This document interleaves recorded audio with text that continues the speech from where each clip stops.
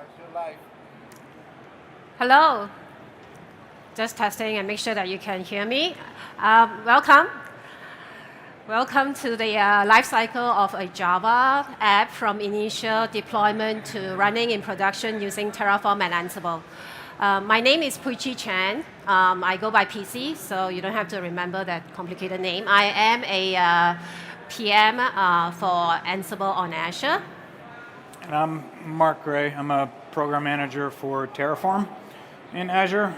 So we work on the same team that actually invests in command line experience for Azure. And I am nothing but a demo monkey here today. So you have the brains, and then you have the keyboard runner. No, he's not a demo monkey. I need him. He has my back. So can you go to the next slide? See? Demo monkey.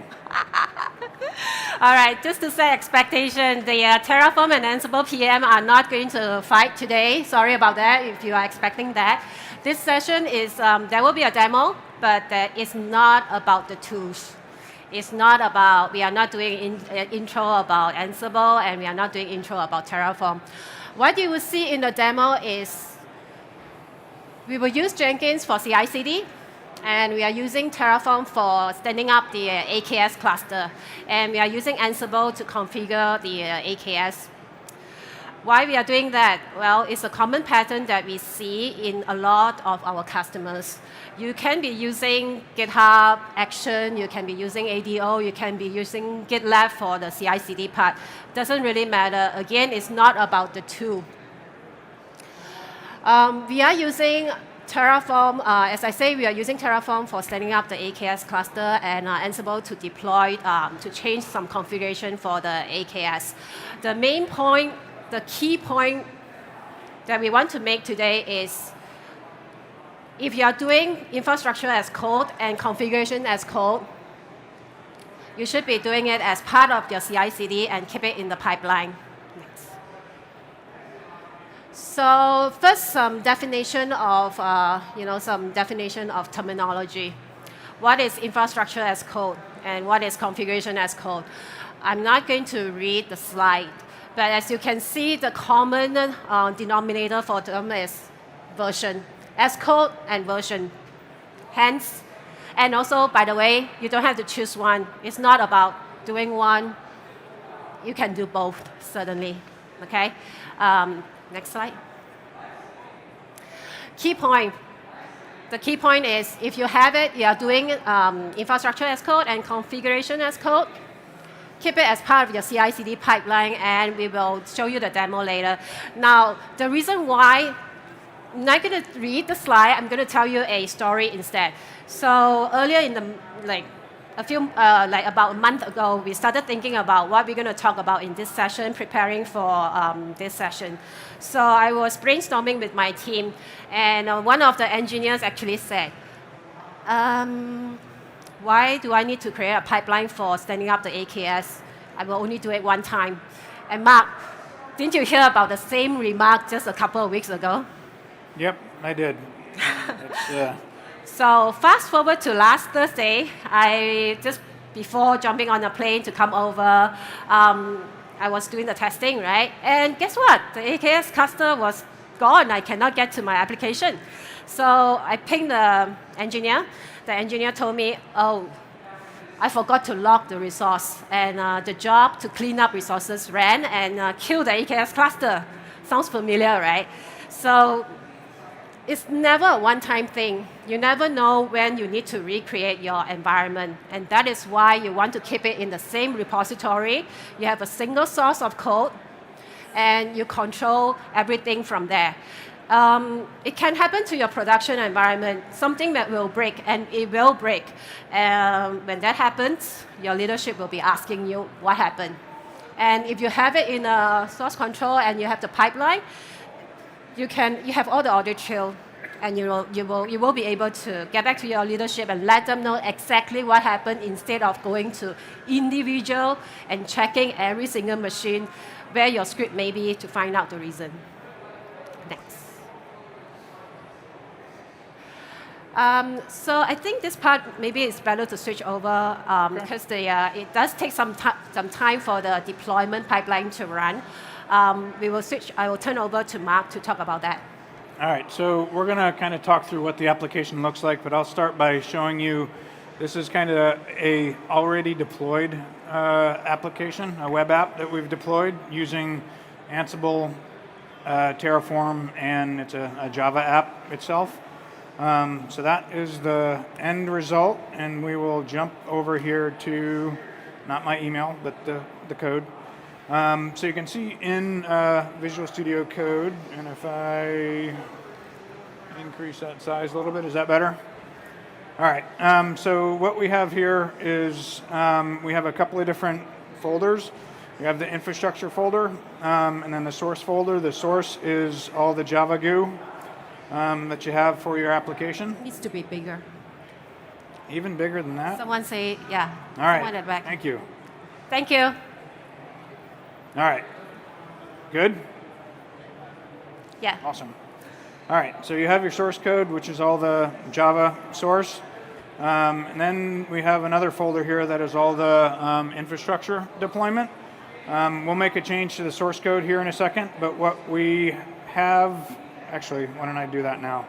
So I have the files open here.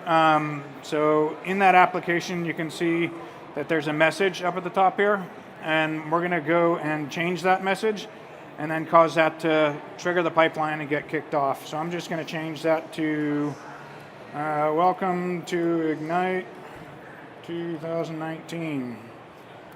And I'll go ahead and save that.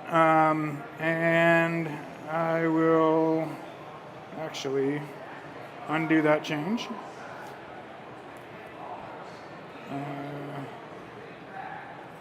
Sorry. So I'll go back here and I'll do a git checkout. So create a new branch, and then I'll make that change because I'm a good developer. I'm going to create a branch, and then I'm going to push that branch up and do a merge request. So I will go ahead and make that change and save that. Then I will go ahead and do a git add and add that change. Commit it with my message. Because I'm a bad developer, I'm not putting any specifics in my message and just saying I'm changing stuff. So that will make that change, and I'll do a git push. And it's asking me, because I created a new branch, to do that, so it's associated. And I'll push that guy up. And while that is coming up, so I'll come back here in a second and you'll see the push, and I'll do a merge request. But in the code itself, you have 3 different folders. We have the Ansible folder, the Terraform folder, and the Kubernetes folder. The Terraform is used to provision the Kubernetes cluster itself. So you can see in here, it's just a simple Terraform configuration. There's a resource group. There's a storage account for Kubernetes, and there's a simple Kubernetes configuration there. In Ansible itself, there is essentially a way of deploying the application, which is a container, and then it creates a service for that itself. So Terraform is being used to provision AKS, and Ansible is being used to actually provision the application itself. So I will jump back here, and if I refresh the screen and make that bigger as well, you'll see that I have a merge, or a push up here, so I can go ahead and merge that guy.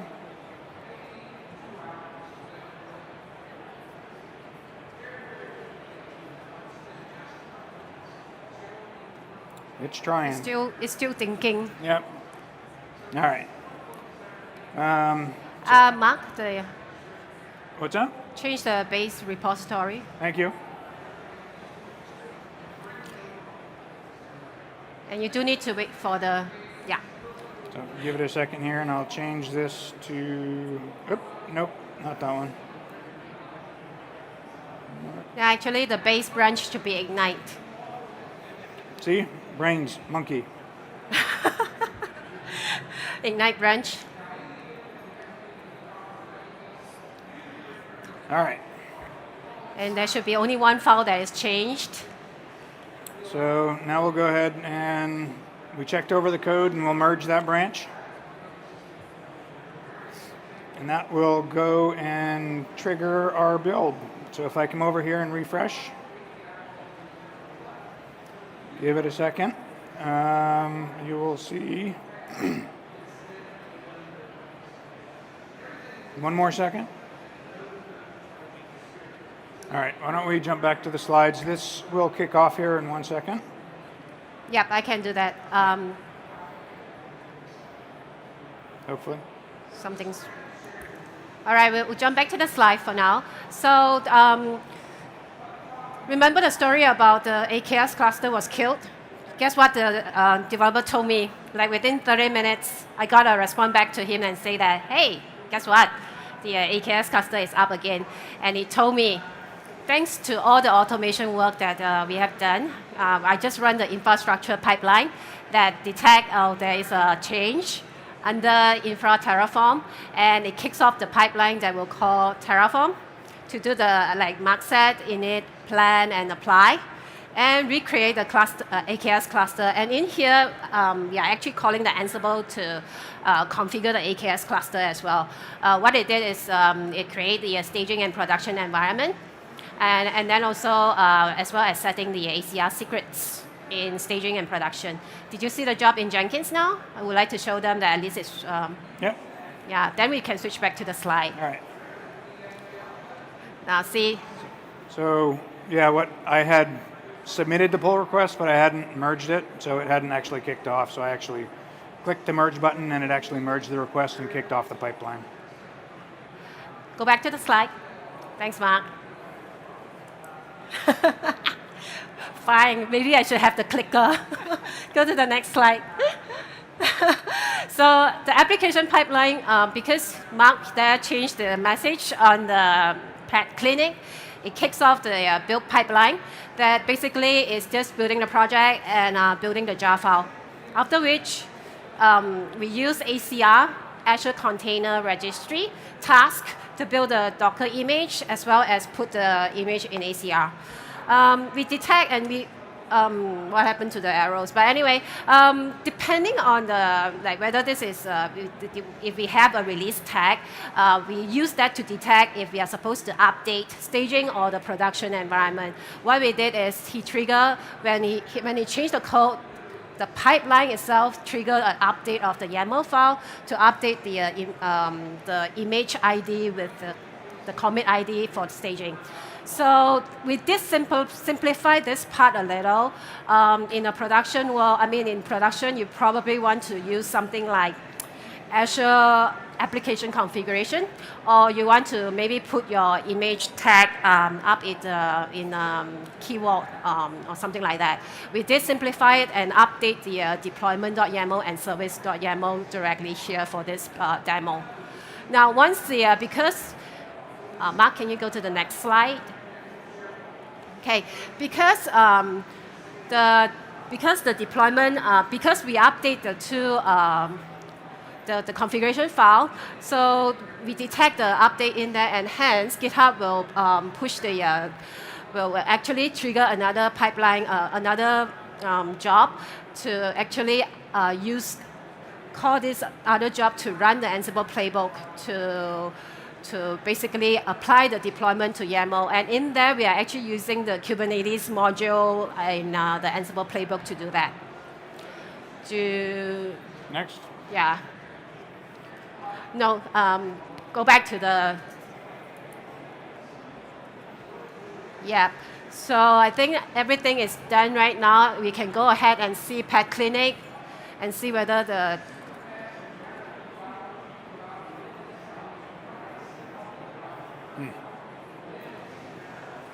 So it doesn't look like this guy was triggered.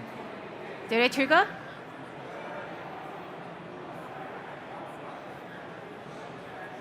Did not. So did you talk about what the two pipelines were? Sure. Can you switch over to GitHub? Yep.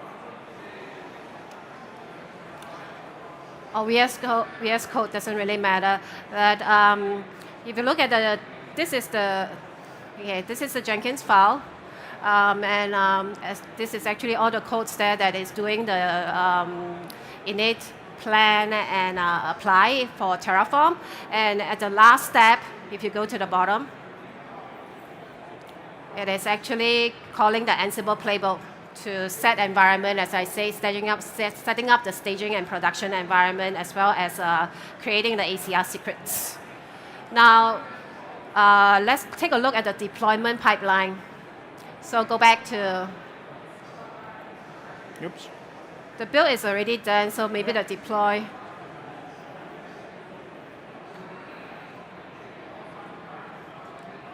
The time is actually different. Did it kick off?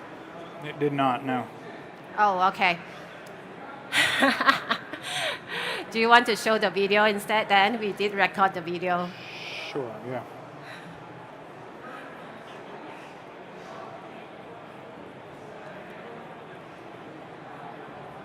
Is it in Ignite? Yep. That's the one. And you can fast forward. This actually starts from the beginning, so yeah. So see, this is when the build pipeline kicks off, okay? And if you fast forward a little, just a little, Mark. When the build pipeline completes, because it updates the configuration files, deployment.yaml and service.yaml under staging workload WAG staging, it will actually kick off the deploy pipeline as well. And in here, it is actually deploying the update to the AKS cluster, updating the tag ID, and deploy the latest image to AKS cluster. So I think right now, once it's complete, and you go back to Pad Clinic and refresh, because it does take a time, it will be broken for a while. And if you fast forward a little bit, Mark,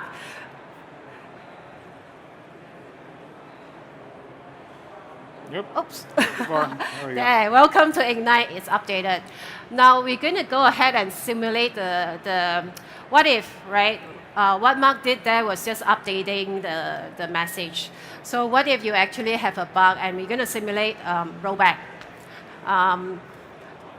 So we're going to go ahead and take a look at the last commit, and we want to actually pull out the last commit, the previous commit. Oh, here I just want to show you that if I do a pull, welcome to Ignite, it's already welcome to Ignite, okay? If I go back to VS Code, or did you fast forward already? I just jumped back to where you were talking. So this is the Git where you're going to copy. Yeah. So I actually I would use VS Code and compare and show them that actually in deployment.yaml and service.yaml, if I switch back to the Ignite branch and actually do a pull, and you can,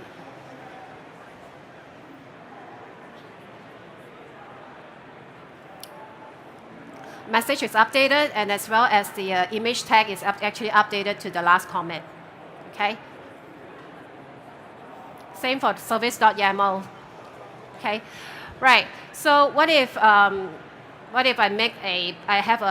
discover a bug and I want to do rollback real quick, right? So what happens? So I will copy the previous commit, because the tag ID is actually in there. And I will go ahead and just apply. And for the sake of time, we did not go through the whole create PR steps again. And we just commit it directly in the Ignite branch. So what I'm doing right now is I'm going to update the image tag with the previous build.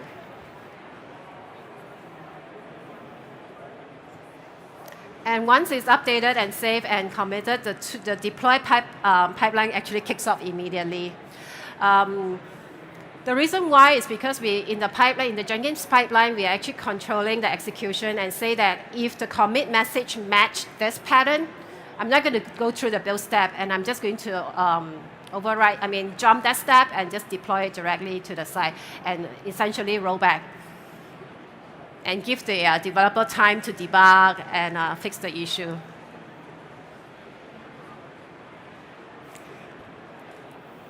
You need to fast forward a little bit again. Yeah. Oops, you want to see the end? There you go. So we roll back to the previous image that just say welcome. All right, I think we have come to the end. Just want to reiterate, keep it as part of CI/CD pipeline. We have a lot of customers who are actually still, although they are using Ansible, for instance, at least I can speak to Ansible, a lot of customers who are using Ansible, but they are not really creating it in, keep it in source control, nor putting it as part of the CI/CD pipeline. So that's one of the takeaway that we want to have you think about after this session today. Mark, do you have anything else that you want to add? Oh, if you have any questions, feel free to yell. And thank you guys for your attention. The GitHub repo where we have everything set up is here. The branch is Ignite, and these are our Twitter handlers. Thank you. Thanks, guys.